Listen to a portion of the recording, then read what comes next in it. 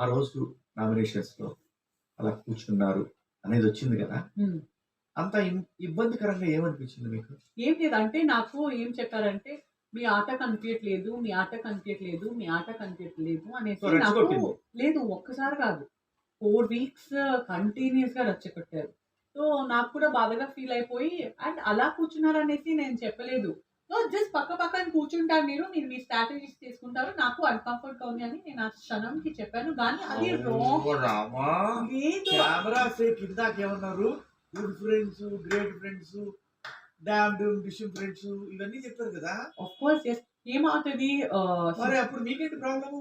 No తను కూడా 100 సార్లు నాకు రెచ్చగొట్టేసరికి నాకు కోపంలో నేను చెప్పలేని సో, అన్ని బ్యాలెన్స్ తప్పారు కొంచెం. నేనేది ఫిజికల్‌గా ఒక క్యారెక్టర్ అసాసినేషన్ చేసే దృష్టిలో అస్సలు చెప్పలేదు. ఇది కూడా నేనెందుకు ఆ! అడిగాను తెలుసా? రేపు బయటికి వెళ్ళిన తర్వాత మీ మధ్య ఎటువంటి పొరపచ్చాలు ఉండకూడదు. లేదు లేదు. అస్సలు ఫైనల్ నేను నో, నో, ఆ! నో. నేనెందుకంటే అంటే బయట నుంచి చూసే ఆ! వాళ్ళకి కూడా ఇంక్లూడింగ్ రితు అండ్ డెమోన్ వాళ్ళకి కూడా నేను చెప్పేదేంటంటే, ఇది మీ లైఫ్‌ని బ్యూటిఫుల్‌గా మలుచుకునే అవకాశం. అవును. అవును. బ్యాలెన్స్ ఎంత ఇంపార్టెంటో, పేషెన్స్ ఎంత ఇంపార్టెంటో నేర్పే ఒక గేమ్ ఇది.